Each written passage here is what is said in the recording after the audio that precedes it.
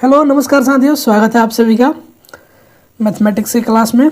जो class 11th का है उसका अध्याय संख्या 7 हम लोग कर रहे हैं, क्रमचय और संचय, परमुटेशन एंड कॉम्बिनेशन।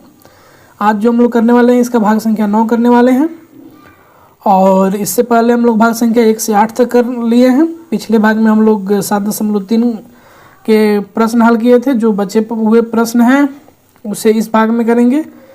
पिछले भाग में हम लोग ने प्रश्न संख्या 7, 8, 9 को हल किया था और आज के इस भाग में प्रश्नावली 7.3 का ही प्रश्न संख्या जो बच गए थे 10 और 11 उसको हल करने वाले हैं। तो चलिए शुरू करते हैं बिना किसी देरी के। आप कलम और कॉपी निकाल कर तैयार हो जाइए और मेरे साथ आप भी नोट्स बनाते चलिए। तो प्रश्न संख्या 10 है जो बोल रहा है कि MI/SSI/SI/PI शब्द के अक्षरों से बने भिन्न भिन्न क्रमचयों में से कितनों में चारों आई एक साथ नहीं आते हैं। ठीक है, तो ये हमारे पास एक शब्द लिखा हुआ है जिसमें पूछ रहा है कि अगर इसका हम अलग अलग प्रकार का क्रमचय बनाएं तो उसमें से ऐसे कितने शब्द क्रमचय बनेंगे जिनमें चारों आई एक साथ नहीं आते हों। ठीक है, तो चलिए इसका हम सॉल्यूशन देखते हैं। जो इसका सॉल्यूशन है, देखो दिए गए शब्द जो ये शब्द है MI/SSI/SI/PI में आई कितना बार आया है बाबू? तो काउंट करो, एक बार, एक दो, एक तीन, एक चार। आई 4 बार आया है, एस 2 बार यहाँ, 2 बार यहाँ, एस 4 बार आया है, पी भी 2 बार आया है और एम केवल 1 बार आया है। ठीक है, तो इसलिए दिए गए शब्दों में अक्षरों के अलग अलग क्रमचयों की संख्या कितनी हो जाएगी? टोटल कितने शब्द हैं? तो 2, 4, 6, 8, 10 और 11, अर्थात 11 का फैक्टोरियल डिवाइड बाई आई 4 बार है, इसका मतलब 4 का फैक्टोरियल, गुना एस 4 बार है, फिर 4 का फैक्टोरियल और गुना पी 2 बार है, अर्थात 2 का फैक्टोरियल। जब हम इसे हल करेंगे तो कितना आ जाएगा? 34,650। यह जो फार्मूला है इस प्रकार से कुछ फार्मूला हुआ करता था, एन का फैक्टोरियल अपॉन पी का फैक्टोरियल, P1 का फैक्टोरियल, ऐसे P2 का factorial dot dot dot dot करके PK का फैक्टोरियल। ठीक है, और P1 P2 PK क्या होता था? P जो होता था सेम टाइप के कुछ सिलेक्शन होते थे, P2 होता था मतलब वो भी सेम ही टाइप के होते थे लेकिन P1 से अलग होते थे। जैसे यहाँ आई 4 बार है, एस 4 बार है, तो यहाँ आई जो 4 बार है P1 का 4 हो जाएगा वैल्यू और P2 का वैल्यू कितना हो जाएगा? 4 हो जाएगा और P3 का जो वैल्यू है वो 2 हो जाएगा। तो यहाँ से ये हो गया। तो सिंपल इसको 11 फैक्टोरियल को हम ऊपर तोड़ दिए हैं और नीचे वाले को नीचे हल कर कर लिख दिए हैं। ठीक है, जब इसको हल किए तो कितना आ गया बाबू? 34,650। अब देखो, अब हमसे सवाल में क्या पूछा गया है कि इतना शब्द के अक्षरों से बने भिन्न भिन्न क्रमचयों में से कितनों में चारों आई एक साथ नहीं आते हैं। चारों आई क्या होते हैं? एक साथ नहीं आते हैं। तो हम क्या करते हैं, हम ये निकाल लेते हैं कि कितना में चारों आई एक साथ आते हैं। ठीक है, और बाद में घटा लेंगे। तो देखो, तो दिए गए शब्दों में 4 आई हैं। ठीक है, तो हम चारों आई को हम एक ही वस्तु मान लेते हैं। एक ही जो 4 आई हैं, 1 2 3 4 आई आई आई, इसको हम एक ही वस्तु मान लेते हैं। तो कुछ समय के लिए हम क्या करते हैं, उन्हें एक ही वस्तु मान लेते हैं और 4 आई के रूप में माना जाता है। तो यह एकल वस्तु से 7 वस्तुओं के साथ मिलकर 8 वस्तुओं का निर्माण करेगी, क्योंकि टोटल वस्तु 11 है। हम एक मान लिए तो एक कितना हो जाएगा? 11 में 4 निकल गया तो इधर 7 बनेगा और एक इसको माने हैं तो 1 और 7 कितना हो जाएगा? 1 7 8। तो देखो, तो वस्तु का 8 वस्तुओं का निर्माण करेगी। इन 8 वस्तुओं को जिनमें से 4 एस कितना बार है? 4 और पी कितना बार है? 2। तो यहाँ एस नहीं होगा, पी होगा, तो 2 पी हैं। तो इसको कितना तरीका से कर सकते हैं? तो 8 फैक्टोरियल, क्योंकि टोटल वस्तु 8 हो गया है, 8 factorial divide by 4 factorial Guna 2 factorial. जब इसको हल करेंगे तो कितना आएगा? 840 आएगा। ठीक है, तो उन व्यवस्थाओं की संख्या जहाँ सभी एक साथ घटित होते हैं वो कितने होंगे? 840। तो 840 ऐसे संख्या माने ऐसे शब्द बनेंगे जिनमें चारों आई एक साथ क्या होंगे? घटित होंगे। और उस सवाल में हमसे क्या पूछ रहा है कि घटित नहीं हो। ठीक है, क्या हो? घटित नहीं हो, यही ना पूछा गया है, चारों आई एक साथ नहीं आते हों। तो क्या करेंगे इसके लिए? हमें तो पता चल गया कि चारों आई कितने बार आ रहे हैं, तो 840 तरीके में। अब क्या करेंगे, उन व्यवस्थाओं की संख्या जहां सभी एक साथ घटित होते हैं वो कितना है 840। तो अब क्या करेंगे, टोटल कर्मचारी में से इस 840 को अगर घटा लेंगे तो जो नहीं आता है वो बच जाएगा। तो इस प्रकार MISSI PI में अक्षरों के अलग अलग कर्मचारियों की संख्या जिसमें चारों आई एक साथ नहीं आते हैं वो हो जाएगा 34,650 घटाव 840 बराबर, इसको घटाएंगे तो कितना आ जाएगा 33,810। तो यहाँ तक समझ में आया। अगला सवाल हमारे पास प्रश्न संख्या 11 है जो बोल रहा है, एक वर्ड लिखा हुआ है परमुटेशंस, शब्दों के अक्षरों को कितने तरीके से व्यवस्थित किया जा सकता है, और कंडीशन आगे लगाते गया है।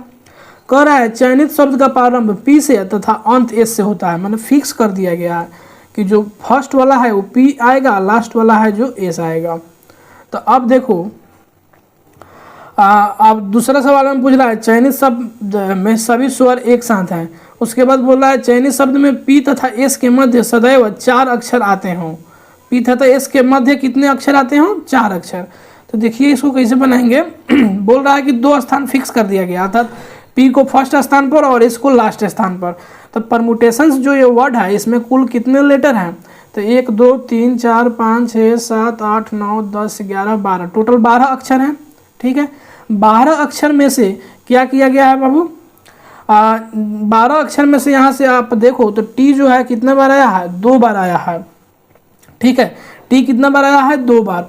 तो देखो P और S का स्थान फिक्स कर दिया गया है, अर्थात स्थिर कर दिया गया है। तब टोटल कितने बचेंगे, 12 घटाओ 10, अर्थात टोटल अब जो लेटर हैं 10 ही बचेंगे क्योंकि 2 तो फिक्स हो गए। तो शेष अक्षरों से बने शब्दों की जो संख्या होगी वो कितनी हो जाएगी, सेम वही फार्मूला लग रहा है, ई वाला n फैक्टोरियल और divide by P1 factorial into P2 factorial into dot dot dot dot P के फैक्टोरियल, यही फार्मूला लग रहा है यहाँ भी।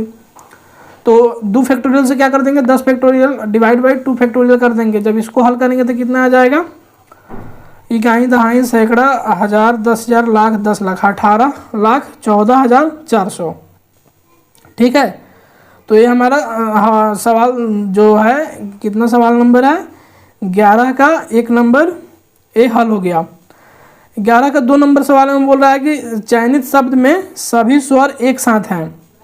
सभी स्वर एक साथ होने का क्या मतलब है, जैसे परमुटेशंस में शब्द में 2 T हैं, मतलब एक T ही एक ऐसा अक्षर है जो 2 बार आया है, बाकी जितने अक्षर हैं वो सब एक एक बार आया है। ठीक है, अब देखो इस वर्ड में कितने स्वर हैं, तो एक ई है, एक यू है, एक ए है, एक आई है, एक ओ है, अर्थात टोटल 5 स्वर हैं। कौन कौन है, एक ई है, उसके बाद एक यू है, उसके बाद ए है, फिर आई है, फिर ओ है, अर्थात इतना ही। ये जो 5 भावेल होते हैं ये 5 भावेल हैं इसमें परमुटेशन शब्द में।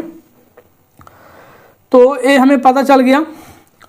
तो प्रत्येक जो भावेल हैं इसमें भी रिपीटेशन नहीं है, अर्थात वो भी केवल एक ही बार आता है। ठीक है, क्योंकि यह हमेशा एक साथ रहते हैं इसलिए कुछ समय के लिए उन्हें हम एक ही वस्तु के रूप में मान लेते हैं, जैसे इसके पिछले वाले सवाल में किए थे। तो उसको हम एक ही वस्तु के रूप में मान लेते हैं इन 5 को। तो देखो टोटल 12 है और इन 5 को हम एक साथ मान लिए। ठीक है, तो 12 में से 5 गया तो आप कितने वस्तु बनेंगे, 7 वस्तु बनेंगे और एक वस्तु इसको माने हैं। तो 7 और 1 8, अर्थात 7 वस्तुओं के साथ मिलकर 8 वस्तुओं का निर्माण करेगी। अब देखो इन 8 वस्तुओं में जो T है वो कितने बार है, 2 बार है, अर्थात 2 T हैं। तो उसका कितना तरीका होगा क्रमचय का, तो 8 फैक्टोरियल और डिवाइड बाई 2 फैक्टोरियल। इसको जब हम हल करेंगे तो 8 फैक्टोरियल इंटू 2 फैक्टोरियल तरीकों से व्यवस्थित किया जा सकता है, इसको आगे हम हल करेंगे। लेकिन देखो उसमें अब क्या है, इनमें से प्रत्येक व्यवस्था के अनुरूप 5 अलग अलग स्वरों को 5 में व्यवस्थित किया जा सकता है। ये एक्स्ट्रा टाइप हो गया है। ठीक है, इसलिए गुणन सिद्धांत द्वारा इस स्थिति में व्यवस्था की जो संख्या होगी वो कितनी हो जाएगी, 8 फैक्टोरियल डिवाइड बाई 2 फैक्टोरियल और इंटू 5 फैक्टोरियल। ठीक है, जब इसको हल करेंगे तो कितना हो जाएगा, 5 फैक्टोरियल का वैल्यू होता है 120, 5 का 20, 20 3 60 दूनी 120। 8 फैक्टोरियल का वैल्यू होता है 40,320 और 2 फैक्टोरियल का वैल्यू होता है 2 से ही 60 बार में कट जाएगा। और 40,320 में जब 60 से गुना करेंगे तो कितना आ जाएगा, इकाई दहाई सैकड़ा हजार 10,000 लाख 10 लाख 24,19,200। यहाँ तक समझ में आया? तो चलो अब हम जो इसका पार्ट 3 है उस पर हम बात करते हैं। पार्ट 3 में सवाल बोल रहा है चयनित शब्द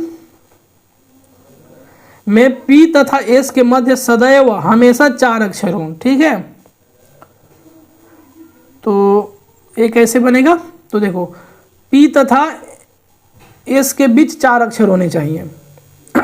ठीक है, पी तथा एस के बीच कितना अक्षर होना चाहिए? 4 अक्षर हमेशा होना चाहिए। तो हम मान कर चलते हैं जो 12 अक्षर थे, 12 लेटर थे, उनको हम नाम द्वारा प्रदर्शित कर देते हैं। मान लीजिए जो 12 अक्षरों के स्थान थे, स्थान को 1 2 3 4 5 6 7 8 9 10 11 12 कर दिए यहाँ पर। अब देखो इस प्रकार पी को स्थान 1 2 3 4 5 6 7 पर रखा जा सकता है। देखो पी और एस के बीच हमेशा कितना डिजिट होना चाहिए? 4 होना चाहिए। 1 2 3 1 2 3 4 मतलब 4 होना चाहिए, 4 अक्षर होना चाहिए।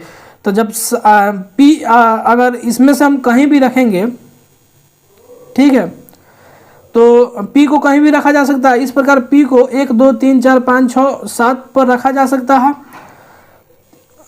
सकता है। तो एस को कहाँ रखेंगे? जब अगर पी पहला पोजीशन पर होगा, ठीक है, तो हमको एस को छठा पोजीशन पर रखना पड़ेगा। अगर पी दूसरा पोजीशन पर होगा तो जो एस है उसको 7वां पोजीशन पर रखना पड़ेगा। जैसे देखो बाबू, अगर हम ये 12 क्या करें, बॉक्स बना दें, ठीक है, 1 2 3 4 5 6 7 8 9 10 11 1 12। सपोज करो पी को हम पहले स्थान पर रख दिए, ठीक है, तो हमें एस कहाँ रखना पड़ेगा? छठा स्थान पर। दूसरा स्थान ये हुआ, तीसरा ये हुआ, चौथा ये हुआ, पांचवा ये हुआ, छठा ये हुआ। तो एस यहाँ आएगा तब ना कंडीशन सेटिस्फाई करेगा। इसके बीच में 2 और 2 4 अक्षर बनेंगे, एक ए डब्बा, एक ए दूसरा, एक तीसरा, एक चौथा, तब ना एस के बीच में 4 अक्षर होगा। अगर पी मान लो दूसरे स्थान पर है तो एस कहाँ जाएगा? 7वें स्थान पर। अगर पी तीसरे स्थान पर है तो उसी तरह एक एक बढ़ते जाएगा, अर्थात एस 7वां स्थान पर जाएगा तो ये कहाँ चला जाएगा? 12वां स्थान पर चला जाएगा। तो इसका मतलब यही हुआ कि पी और एस को 7 स्थानों पर रखा जा सकता है। पी और एस को कितने कितने स्थानों पर रखा जा सकता है? 7 स्थानों पर रखा जा सकता है। इसी प्रकार एस और पी को 7 स्थानों पर रखा जा सकता है। पी और एस या एस और पी को 7 + 7 अर्थात 14 तरीकों से रखा जा सकता है। और जो शेष 10 अक्षर हैं उनको कितने तरीके से व्यवस्थित किया जा सकता है? तो 10 फैक्टोरियल और टी 2 बार है अर्थात 2 का फैक्टोरियल। ठीक है, तो ये कितना हो जाएगा बाबू? तो 10 फैक्टोरियल इंटू 2 फैक्टोरियल गुना कर देंगे कितना से? 14 से, क्योंकि ये 14 तरीके से इसको रख सकते हैं। तो उन शब्दों की संख्या जब पी और एस के बीच में 4 अक्षर हो तो कितनी हो जाएगी? 10 फैक्टोरियल डिवाइड बाई 2 फैक्टोरियल गुना 14। तो जब इसको हल करेंगे तो 2 फैक्टोरियल का वैल्यू 2, तो 2 सते 14, तो 10 फैक्टोरियल और गुना 7 हो जाएगा। 10 फैक्टोरियल का वैल्यू निकाल लेंगे, 10 गुना 9 गुना 8 गुना 7 गुना 6 गुना 5 गुना 4 गुना 3 गुना 2 गुना 1 और फिर लास्ट में 7 है तो 7 से गुना कर देंगे। इस सब को जब गुना करेंगे तो कितना आ जाएगा? इकाई दहाई सैकड़ा हजार 10,000 लाख 10 लाख करोड़ 2,54,01,600। ठीक है, तो हमारा इतना आ जाएगा इसका सही आंसर। तो अगले भाग में जो हम लोग सीखने वाले हैं वो सीखेंगे संचय अर्थात कम्बिनेशन, उसके बाद प्रमेय संख्या 5 और 6। इस प्रकार ये जो क्रमचय वाला पार्ट है अर्थात इस चैप्टर का आधा जो पोर्शन है ये कंप्लीट हो गया है। इसके बाद जो अब हम लोग पढ़ेंगे कम्बिनेशन पढ़ेंगे, परमुटेशन अब यहाँ हमारा पूरा कंप्लीट हो गया। ठीक है, अब इसका जो सवाल हमें अब देखने को मिलेंगे वो मिलेंगे अब हमें विविध उदाहरण में और विविध प्रश्नावली में। तो इस प्रकार आप पुनः एक बार क्रमचय का फिर से रिवीजन कर लीजिए ताकि आपको फिर दिक्कत नहीं हो। अगले भाग में जो हम लोग सीखने वाले हैं वो सीखेंगे संचय अर्थात कम्बिनेशन और प्रमेय संख्या 5 और 6। इतने समय आप मेरे साथ बने रहें, इसके लिए आपका बहुत बहुत धन्यवाद। मिलते हैं अगले भाग में। जय हिंद।